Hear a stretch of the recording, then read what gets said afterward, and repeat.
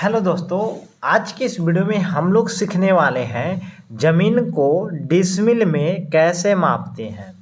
तो देखिए दोस्तों, अगर कोई भी ज़मीन जिसकी लंबाई अगर 100 फीट है तथा चौड़ाई 45 फीट है तो इसको डिसमिल में कैसे मापेंगे। सबसे पहले एरिया निकालेंगे। इस ज़मीन के जो प्लॉट है इसका एरिया निकालेंगे। तो एरिया निकालने के लिए क्या होता है फार्मूला, तो लंबाई गुने चौड़ाई करते हैं, या फार्मूला भी होता है लंबाई गुने चौड़ाई करिएगा तो इस ज़मीन का एरिया निकल जाएगा। तो यहाँ पे देखिए लंबाई है 100 फीट, तो 100 गुने चौड़ाई यहाँ पे कितना दिया हुआ है तो 45 फीट, तो 45 कर देंगे। अब 100 से 45 में अगर गुना करते हैं तो कितना हो जाएगा तो 4500, और यह जो आएगा यह वर्ग फीट में आएगा, यानी 4500 वर्ग फीट होगा। अब यहाँ पे देखिए कि एक डिसमिल जमीन में कितना वर्ग फीट होता है।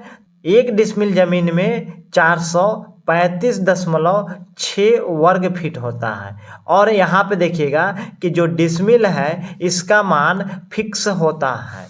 अब यहाँ पे देखिए कि जब एक डिसमिल में 435.6 वर्ग फीट होता है और इसका एरिया है 4500, तो यहाँ पे क्या करेंगे कि 4500 में कितना से भाग कर देंगे तो 435.6 से भाग कर देंगे।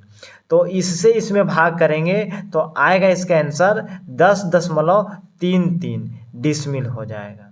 तो देखिए यहाँ पे अगर कोई भी प्लॉट जिसकी लंबाई 100 तथा 45 फीट चौड़ाई अगर होता है तो इसका एरिया निकल जाएगा 4500 वर्ग फीट, और 4500 वर्ग फीट को अगर डिसमिल में चेंज करेंगे तो वह होगा 10.33 डिसमिल।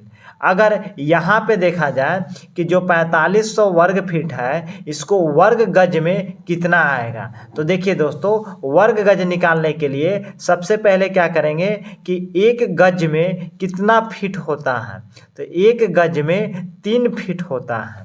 अब यहाँ पे देखिए एक वर्ग गज निकालना है ना, यहाँ पे देखिए एक वर्ग गज निकालने के लिए 3 गुने 3 फीट, यानी 3 गुने 3 यानी कितना हो जाएगा तो 9 वर्ग फीट होता है, यानी एक वर्ग गज में 9 वर्ग फीट होता है।